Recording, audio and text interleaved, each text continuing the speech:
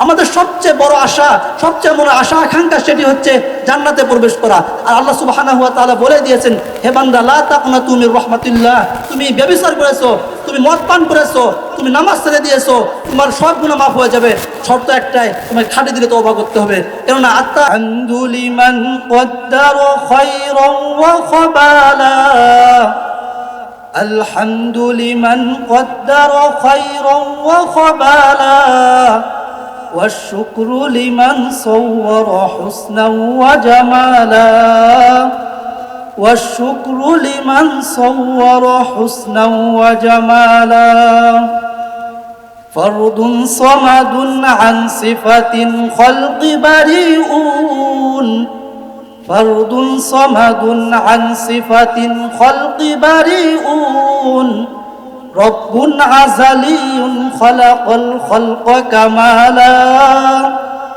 رب عزلي خلق الخلق كمالا،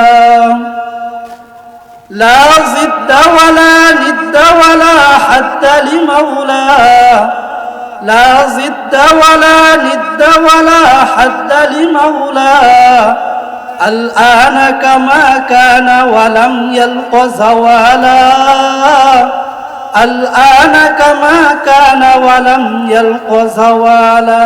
الله الله क्या मुबारक नाम है, अल्लाह अल्लाह क्या मुबारक नाम है, अल्लाह अल्लाह आशिकों का कम है, या इलाही मुझसे मुझको दूर कर, या इलाही मुझसे मुझको दूर कर, ताकि देखो मुझ में तुझको एक नजर, ताकि देखो मुझ में तुझको एक नजर, या इलाही तू मेरा महबूद है, या इलाही तू मेरा महबूद है, या इलाही तू मेरा माशूक है, या इलाही तू मेरा माशूक है। কে দিল রে লতার গাছে এত বড় কদু, কার ইশারায় মৌমাছিরা মৌচাকে দেয় মধু, কে দিল রে শিমুল গাছে নরম নরম তুলা, কার হুকুমে চৈত্র মাসে মাটির মাঝে ধুলা, মরিচ গাছে কে দিল রে মরিচের এত ঝাল, কার হুকুমে ভাদ্র মাসে গাছে পাকে তাল। আল্লাহু আকবার। আল্লাহ তাআলার নিজাম, আল্লাহ তাআলার শান ও শৌকত বিশাল। কি ভালো লাগতেছে আপনাদের?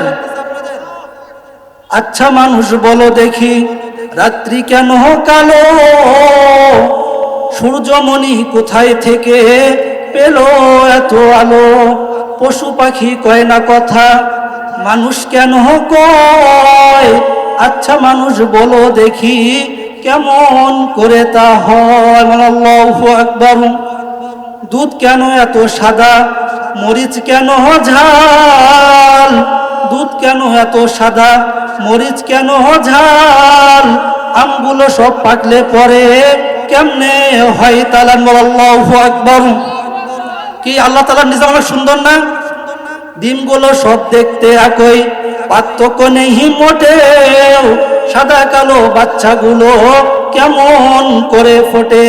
আমরা সবাই বাস করি ভাই এই দুনিয়ার বুকে, আপনারা বলেন না আমার সঙ্গে, আমরা সবাই বাস করি ভাই এই দুনিয়ার রঙে, হাতের লেখা মুখের চেহারা মেলে না কারো সঙ্গে, ঠিক না বে ঠিক? আর মেলে না গলার কণ্ঠ, বিদ্যা আঙ্গুলের টিপ, আল্লাহ তাআলা একজন আছেন, বলেন প্রমাণ হলো ঠিক, বলে আল্লাহু আকবার। আল্লাহ সুবহানাহু ওয়া তাআলা আমাদেরকে দুনিয়ার বুকে পাঠিয়েছেন। আমরা দুনিয়ার বুকে থাকাকালীন অবস্থায় ভালো এবং মন্দ উভয় কাজ করে থাকি। আমাদের দুই কাঁধে দুইজন সম্মানিত ফেরেশতা রয়েছেন, কিরামান কাতিবিন। আল্লাহ সুবহানাহু ওয়া তাআলা আমাদের ভালো এবং মন্দ লিপিবদ্ধ করার জন্য সম্মানিত ফেরেশতাদেরকে লিপিবদ্ধ করেছেন। আমরা দুনিয়ার বুকে চলাকালীন অবস্থায় যে সমস্ত খারাপ কাজ করে থাকি, সেই খারাপ কাজগুলো লেখার জন্য একজন সম্মানিত ফেরেশতা রয়েছেন। তো এই কথাটি মিশকাত শরীফের 435 নম্বর পৃষ্ঠায় বলা হয়েছে আদ-দাওয়াউনু সালাসা, আমলনামা হচ্ছে 3 প্রকারের। কি ধরনের আমলনামা? প্রত্যেকটা জিনিসের ভালো মন্দ এবং নিম্ন স্তরের রয়েছে, ঠিক তেমনি গুনাহরও অনেক স্তর রয়েছে। কিছু কিছু গুনাহ রয়েছে অনেক বড়, কিছু গুনাহ রয়েছে মধ্যম এবং কিছু গুনাহ রয়েছে অনেক ছোট।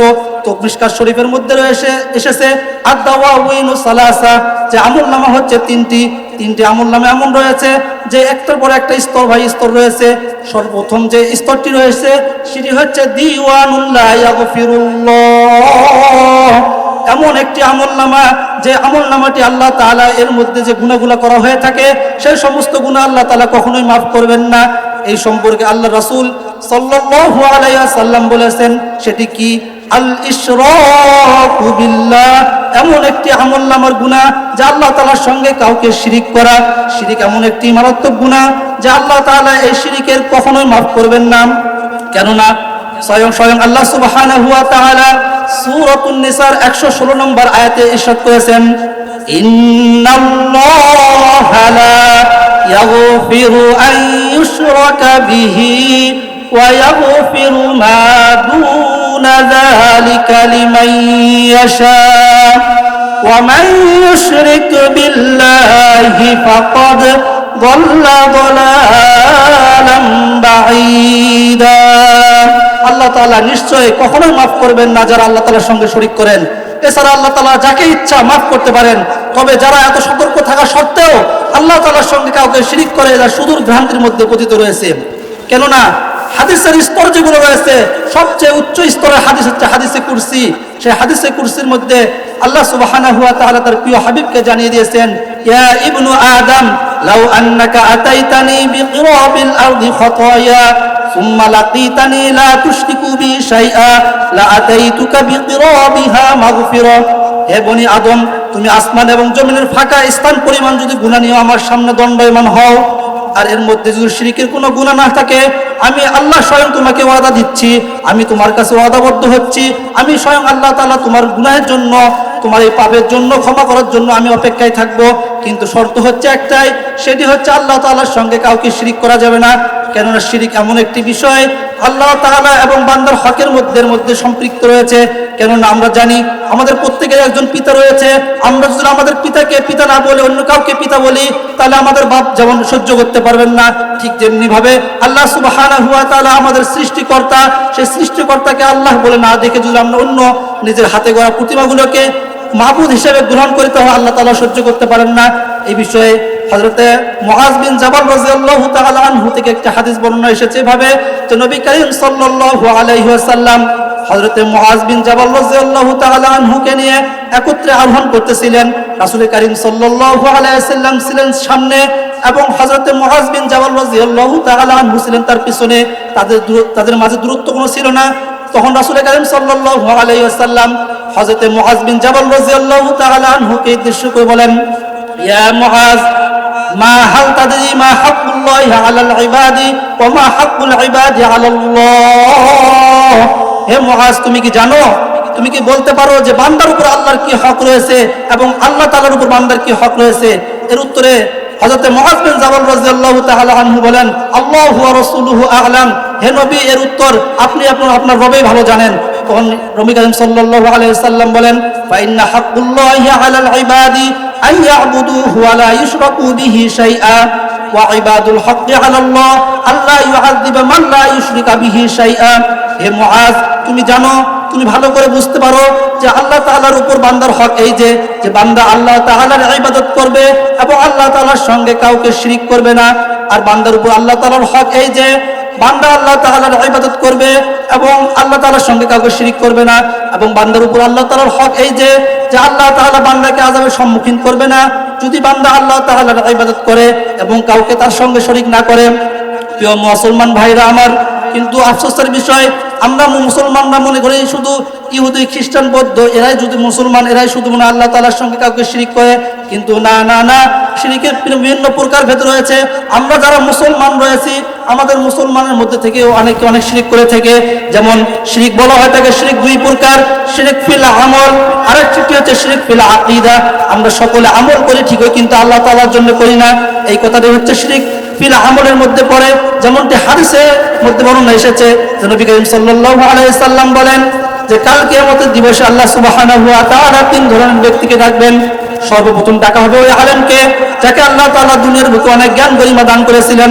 তাকে বলা হবে, হে আলেম, আমি তো তোমাকে দুনিয়ার মধ্যে অনেক জ্ঞান গরিমা দান করেছিলাম, এটা আমার পক্ষ থেকে তোমার প্রতি অনেক বড় ইহসান ছিল, তোমার প্রতি অনেক দয়া ছিল, তুমি এই ব্যবহার কিভাবে করেছো?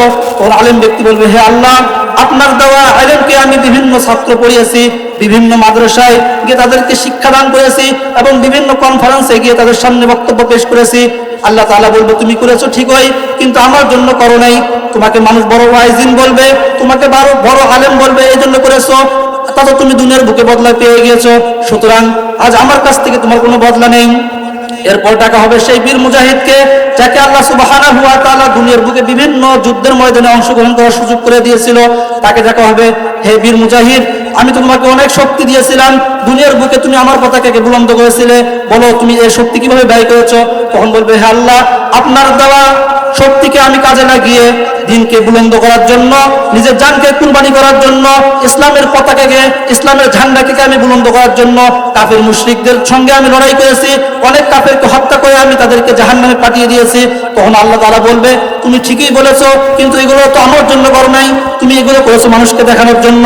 মানুষকে দেখানো এই জন্য করেছো যে মানুষ তোমাকে বড় শক্তিশালী সেনাপতি ভাববে, তোমাকে বীর বলবে। তা তো দুনিয়ার বুকে মানুষ তোমাকে বলেই দিয়েছে, অনেক লেখক তো তোমাকে নিয়ে ইতিহাস লিখে ফেলেছে, সুতরাং আজ আমার কাছ থেকে তুমি কিছুই পাবে না, যাও যাও যাও, তুমি আমার থেকে সরে চলে যাও। এরপর ডাকা হবে সেই অটল ধন সম্পদ দানকারী ব্যক্তিকে যাকে আল্লাহ সুবহানাহু ওয়া তাআলা দুনিয়ার বুকে অটল ধন সম্পদ দান করেছিল। তাকে ডাকা হবে, বলা হবে যে আমি তো তোমাকে দুনিয়ার বুকে অনেক ধন সম্পদ দান করেছিলাম, এর ব্যবহার তুমি কিভাবে করেছো? তো আল্লাহ সুবহানাহু ওয়া তাআলার সামনে সে বলবে, হে আল্লাহ, আপনার দেওয়া অটল ধন সম্পদকে আমি মসজিদের কাজে ব্যয় করেছি, অনেক কবরস্থান বানিয়ে দিয়েছি, অনেক গরিব মিসকিনদেরকে খাওয়াইছি, অনেক গরিব মিসকিনদেরকে বস্ত্র দান করেছি। আল্লাহ তাআলা বলবে, তুমি ঠিকই বলেছো, কিন্তু এসব তো আমার জন্য করো নাই, এসব তো মানুষকে দেখানোর জন্য করেছো। মানুষ তোমাকে দানশীল বলবে, মানুষকে তোমাকে দাতা বলবে, তা তো দুনিয়ার বুকে মানুষ তোমাকে বলেই দিয়েছে, সুতরাং আজ আমার থেকে কোনো পাওনাদার নেই, তুমি যাও যাও, দুনিয়াতে তার ইনকাম করে নিয়েছো, সুতরাং আজ আমার থেকে তুমি কিছুই পাবে না। এটি হচ্ছে শিরক ফিল আমল, যা আমরা মুসলমানরা অহরহ করে থাকি। আরেকটি হচ্ছে শিরক ফিল আকীদা। শিরক ফিল আকীদা হচ্ছে এরকম যে শিয়া, রাফিজি, খারিজি অনেক সম্প্রদায় যারা অনেক ধরনের শিরক ফিল আকীদার সঙ্গে অন্তর্ভুক্ত, কিন্তু দেখা যায় যে আমরা মুসলমান যারা রয়েছি, আমরা মুসলমানদের মধ্যে আজ দেখা যায় অনেকে আমরা শিরক ফিল আকীদার সঙ্গে অন্তর্ভুক্ত। সেটি হচ্ছে কিরকম, যে আমরা জানি আমাদের সবচেয়ে বড় পবিত্র স্থান হচ্ছে ঘর বাইতুল্লাহ। বাইতুল্লাহর ঘরকে আমরা নামাজ পড়ে যেমন পিছ থেকে বের হয়ে আসি, কিন্তু অনেক পীর আউলিয়ার দরবারে গিয়ে আমরা তাদের ওখানে ইবাদত করার পর আমরা পিছ দিক থেকে বের হয়ে আসতে লজ্জাবোধ করি। কারণ কি, আমরা মনে করি এই পীর এবং আউলিয়ার দরবারটা হচ্ছে আমাদের সবচেয়ে সম্মানিত স্থান, কিন্তু দেখা যায় যে কাবা ঘরে গিয়ে, মসজিদের মাকসাদে গিয়ে আমরা নামাজ পড়ে আসি ঠিকই, তখন পিছ দিক থেকে ছুটে বের হয়ে আসি, কিন্তু বাবার দরবার থেকে বের হয়ে আসতে আমাদের লজ্জাবোধ করি। এই হচ্ছে শিরক ফিল আকীদার অন্তর্গত। আরো অনেক রয়েছে, যেমন এটা মনে করা যে আমি অনেক পীর আউলিয়া রয়েছে যারা আমার খোঁজ খবর রাখেন এবং আমার বিভিন্ন সমস্ত অবস্থা যারা জানেন, এই হচ্ছে শিরক ফিল আকীদার অন্তর্গত। তো প্রিয় ভাইরা আমার, আমি বলতেছিলাম যে আমলনামা হচ্ছে তিন ধরনের। একটি হচ্ছে দিওয়ানুল্লাহ ইয়াবুদুল্লাহ, এমন একটি আমলনামা যার গুনাহ আল্লাহ তাআলা কখনোই মাফ করেন না। আর সেটা হচ্ছে শিরক। শিরক হতে পারে কোনো প্রতিমা সহ, কিংবা শিরক হতে পারে কোনো আমলগত, কিংবা শিরক ফিল আকীদাগত। আর দুই নম্বর হচ্ছে দিওয়ানুল্লাহ ইয়াতরুকুহুল্লাহ, এমন একটি আমলনামা, এমন একটি গুনাহের আমলনামা যেটি আল্লাহ তাআলা কখনো বিচার না করে ছাড়বেন না। সেটি কি, যুলমুল ইবাদি ফীমা বাইনাহুম হাত্তা ইয়ুকতাসসা বা'দুহুম মিন বা'দ, পরস্পর কাউকে কারো উপর জুলুম করা, তার অধিকার নষ্ট করা, স্ত্রী স্বামীর হক নষ্ট করা, স্বামী স্ত্রীর হক নষ্ট করা, কারো সম্পদ অন্যায়ভাবে জুলুম করে খাওয়া। রাসূল কারীম সাল্লাল্লাহু আলাইহি ওয়াসাল্লাম তার সাহাবীদেরকে উল্লেখ করে বলেন, আতাদুরুনা মাল মুফলিস, হে আমার প্রিয় সাহাবীরা, তোমরা কি জানো পৃথিবীর বুকে সবচেয়ে গরিব ব্যক্তিকে? তখন প্রিয় সাহাবীরা বলেন, ইয়া রাসূলুল্লাহ, আমরা গরিব বলতে ওই ব্যক্তিকেই বুঝি যার কাছে ধন সম্পদ নেই, যার কাছে টাকা পয়সা নেই, যার কাছে কোনো আসবাবপত্র নেই। তখন রাসূল কারীম সাল্লাল্লাহু আলাইহি ওয়াসাল্লাম বললেন, না, পৃথিবীর বুকে সবচেয়ে গরিব ব্যক্তি হচ্ছে ওই ব্যক্তি যে কিয়ামতের দিন এইভাবে আল্লাহ তাআলার সামনে দাঁড়াবেন। সেটি হাদিসের ভাষায় এইভাবে বলা হয়, ইন্নাল মুফলিসা মিন উম্মতি মান ইয়াতি ইয়াউমাল কিয়ামাহ বিসালাতিন ওয়া সিয়ামিন ওয়া যাকাতিন ওয়া ইয়াতি ক্বাদ শাতামা হাযা ওয়া ক্বাযাফা হাযা ওয়া কারামা লা হাযা ওয়া সাফাকা দামা হাযা ওয়া দারাবা হাযা। নবী করিম সাল্লাল্লাহু আলাইহি ওয়াসাল্লাম বলেন, কিয়ামতের দিন ওই ব্যক্তি সবচেয়ে গরিব হিসেবে আল্লাহ তাআলার কাছে উপস্থিত হবেন, যার আমল নামার মধ্যে দেখা যাবে অনেক নামাজের সওয়াব রয়েছে, অনেক যাকাতের সওয়াব রয়েছে, অনেক আমল রয়েছে, কিন্তু দেখা যাবে পক্ষান্তরে সে অনেককে থাপ্পড় মেরেছে, অনেককে গালিগালাজ করেছে, অনেক ধন সম্পদ আত্মসাৎ করে খেয়েছে, অনেককে অন্যায়ভাবে হত্যা করেছে এবং অনেককে মেরেছে। এই সমস্ত আমল থাকার কারণে তার উপরে আমল কোনো কাজে আসবে না। তারপর কি হবে?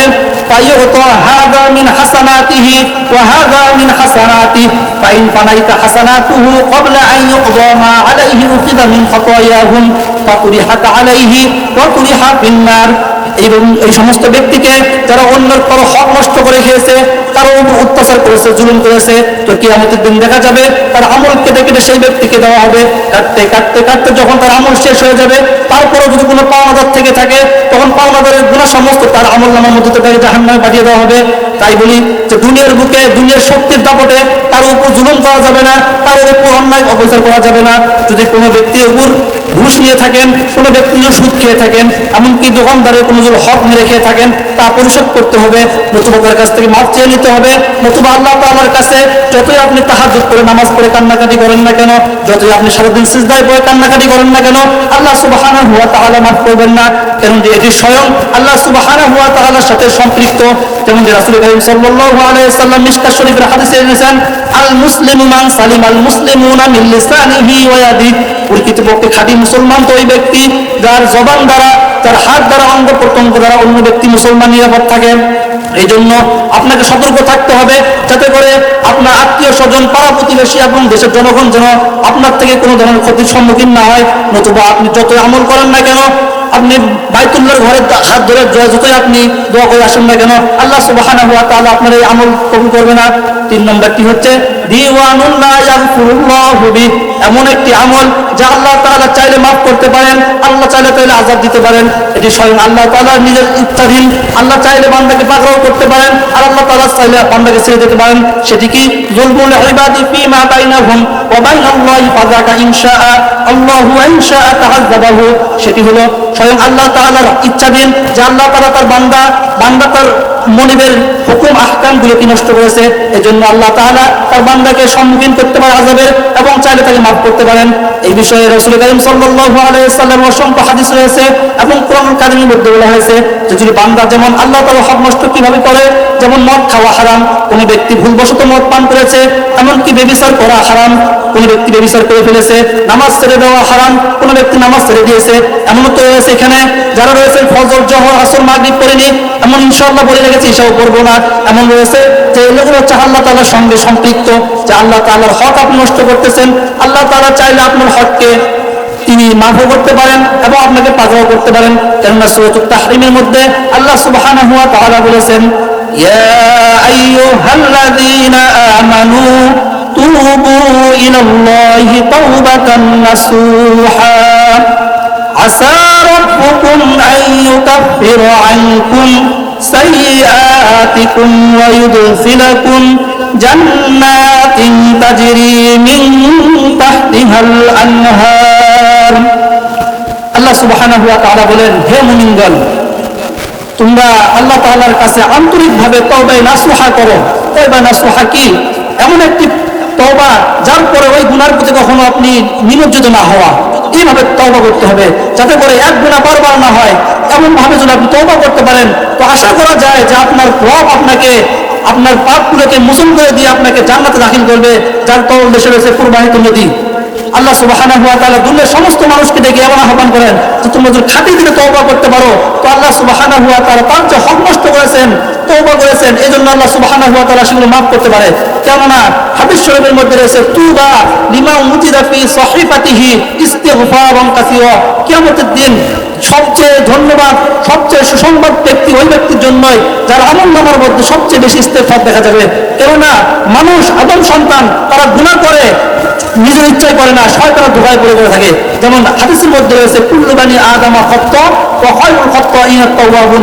প্রত্যেক বনি আদমই গুনাহগার, আর সবচেয়ে উত্তম ব্যক্তি সেই যে নিজের গুনাহের উপর লজ্জিত হয়। এই জন্য নিজের গুনাহের উপর লজ্জিত হয় যদি তওবায়ে খাঁটি নসিহা করা হয়, তওবায়ে নাসুহা করা হয়, তো তখন দেখা যাবে আল্লাহ সুবহানাহু ওয়া তাআলা আমাদের উপর খুশি হয়ে আমাদের সমস্ত গুনাহগুলোকে মাফ করে দিবেন এবং সেই সাথে আল্লাহ সুবহানাহু ওয়া তাআলা আমাদেরকে জান্নাতে প্রবেশ করবেন। সবচেয়ে মনে আশা আকাঙ্ক্ষা সেটি হচ্ছে জান্নাতে প্রবেশ করা। আর আল্লাহ সুবহানাহু ওয়া তাআলা বলে দিয়েছেন, হে বান্দা লা তাকনাতু মির রাহমাতিল্লাহ, তুমি ব্যভিচার করেছো, তুমি মদ পান করেছো, তুমি নামাজ ছেড়ে দিয়েছো, তোমার সব গুনাহ মাফ হয়ে যাবে, শর্ত একটা গুনাহ করা হয় সেই স্থানটি, এবং দ্বিতীয় হচ্ছে যে অঙ্গ প্রত্যঙ্গ দ্বারা গুনাহ করা হয় সেই অঙ্গ প্রত্যঙ্গগুলো, এবং তৃতীয় হচ্ছে ফেরেশতাগণ, এবং 4 নম্বর হচ্ছে আমলনামা। তো আল্লাহ সুবহানাহু ওয়া তাআলার প্রিয় হাবিব বলেন, যে ব্যক্তি তওবা করে তো সে যেন তওবা করার পরে আল্লাহ সুবহানাহু ওয়া তাআলা তাকে এমনভাবে কাছে ডাকিয়ে নেন সে যেন কোনো গুনাহ করেনি। যখন আপনি তওবা করবেন খাঁটি দিলে, তো দেখা যাবে যে আপনার যে অঙ্গ দ্বারা আপনি গুনাহ করেছেন, যে স্থানে গুনাহ করেছেন, যেমন কি ফেরেশতা, যে সমস্ত ফেরেশতা আমার সাক্ষী রয়েছে, আল্লাহ সুবহানাহু ওয়া তাআলা সমস্ত দিনগুলোকে ভুলিয়ে দিবেন। তখন দেখা যাবে যে আপনাকে এমনভাবে আল্লাহ সুবহানাহু ওয়া তাআলা গ্রহণযোগ্যতা লাভ করে নেবে যে আপনি দুনিয়ার বুকে কোনো গুনাহ করেননি। এজন্য দুনিয়া থাকালীন অবস্থায় এমনভাবে চলতে হবে যে আল্লাহ সুবহানাহু ওয়া তাআলার সঙ্গে যেন কোনো শিরক না হয়, এবং আল্লাহ সুবহানাহু ওয়া তাআলার সঙ্গে শিরক এই জন্য না হয় যে কেননা এটা আল্লাহ তাআলার দাসত্ব, এবং আল্লাহ সুবহানাহু ওয়া তাআলা বান্দার উপর একটা বিশাল বড় হক যে আল্লাহ সুবহানাহু ওয়া তাআলা তার সঙ্গে কাউকে শরীক করতে পারেন না। যেমনটি হযরতে লুকমান আলাইহিস সালাতু ওয়াস সালাম তার ছেলেকে উপদেশ স্বরূপ বলেছেন, ইয়া বুনাইয়া লা তুশরিক বিল্লাহ ইন্নাশ শিরকা লাযুলমুন আযীম, হে আমার প্রিয় পুত্র, হে আমার প্রিয় বংশ, তুমি কখনো আল্লাহ তাআলার সঙ্গে শরীক করিও না, কেমন শিরক এমন একটি গুনাহ যা আল্লাহ তাআলা কখনোই মাফ করেন না।